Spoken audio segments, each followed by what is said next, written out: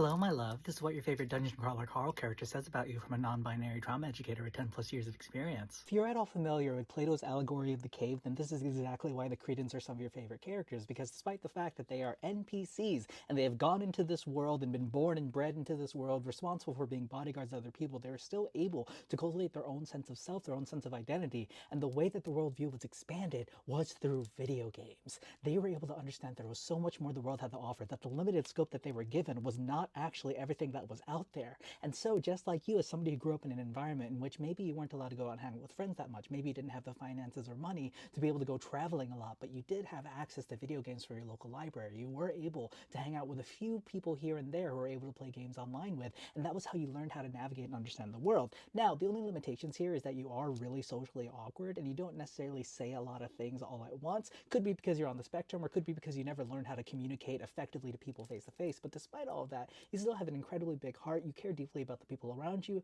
and more importantly, you will be willing to do anything for the sake of the people that you love, including letting them maintain the high score in a game of Frogger. If you're of the appropriate age, you're a bottom. Just kidding, I have a feeling that you're the person who was picked on most in your life, you're constantly bullied, and so the way in which you tried to make yourself better was by getting really into gym alpha sigma content. You probably actually tried to do No Not November at some point in your life, or maybe you are still edging yourself to this point because you are trying so hard to ascend and finally become the best, most badass person in the world, despite the fact that a lot of people perceive you as even more embarrassing now than before, when you were a lot more insecure and you weren't trying to achieve some sort of orgasmic awakening, if you will. And therefore, you are not actually able to make the connections and make the friends that you actually want to in life, because everything that you learned unfortunately came from podcast bros, came from things that you read on the internet. You've tried to achieve some kind of ascendancy, tried to become this incredibly amazing, powerful human being, and despite all of that, people still treat you like a little bitch. And again, it is because your sense of self-worth is tied directly to external validation. You want so badly to achieve greatness, and sure, maybe there is something to like not developing a sexual addiction, but you've turned everything into this gamified perspective in which you aren't actually doing things for the love of the game, you're doing things because winning the game proves that you are enough and proves that you are awesome. But again, you are never going to be able to receive any amount of external validation in any kind of meaningful way if you do not first learn how to validate yourself, and that is exactly what you are missing. Because of the circumstances that you were born to into this world, a lot of people had a lot of assumptions about you. They assumed that you were unintelligent, they assumed that you were violent, they assumed that you were cruel, they assumed that you were a spoiled little brat, when in actuality all of that was imposed by you to make other people feel more comfortable about the way the system treats you. And so when you finally had the chance to break out of that, oh honey, you are out for blood. They stole away your childhood. They promised you, oh, you'll get everything that you could ever want, you have all your needs met, you'll be able to afford a home one day, and then they just stole it out from under you, and now you are out here seeking vengeance and revenge. You are trying to reclaim empathy, you are trying to reclaim compassion, but there is one thing that you will not stand, it's a fascist, and a corpo-fascist at that. And if the opportunity ever arose for you to just go full-on Mangione on somebody, honey, I can't say that you wouldn't do that. I'm not saying that I encourage it, but I'm also not saying that I'm against it. I'm just saying that if you're going to do something, make sure you cover your tracks, make sure you act wisely, and make sure you don't try to get yourself arrested unnecessarily. Again, I get it. You have every right to feel as angry and enraged as you are about the hand that life has dealt you, because it just seems like things are getting progressively worse and worse and worse. And taking that power back and being able to enact that power on the same people who have imposed themselves upon you your entire life is very intoxicating and sometimes very necessary. But make sure you're also leaning into opportunities of joy, because if you find yourself losing yourself in that same violence that made you who you are today, you may not be able to do anything but perpetuate the same systems that you are trying to break down. And I know that you want better than that for yourself. I could go for the low-hanging fruit. I could just point out you probably have mommy or grandmommy issues and just really want and need a dom mommy in your life. I could point that out, but I think the reason why you actually love her is that she completely puts on its head your perspective of what it means to age and get older.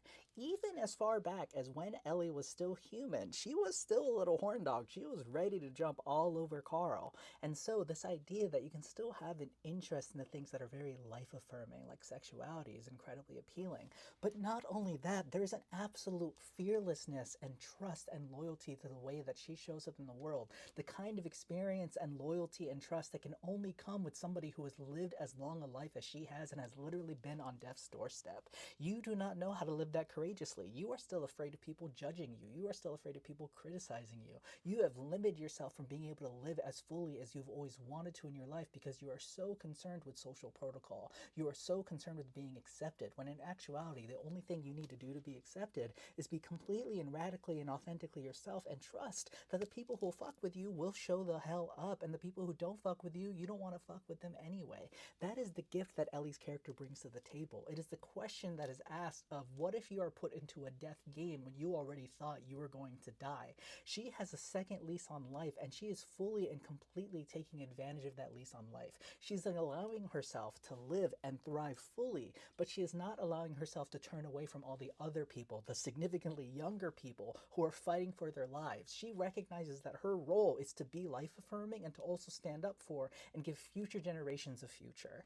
And the fact that we have grown up in a system where we have been continuously betrayed by the elderly and by older people in positions of authority and power, the thought and the notion that there could be somebody who has gone through life and gone through the years and seen all the ups and downs that life has to offer, still caring so significantly about the betterment of the collective, is so goddamn appealing. And so if you are not close to Ellie's age, if you are a younger gent or a younger lady or a younger NB like myself, and you want to live more like that, then you need to first consider death.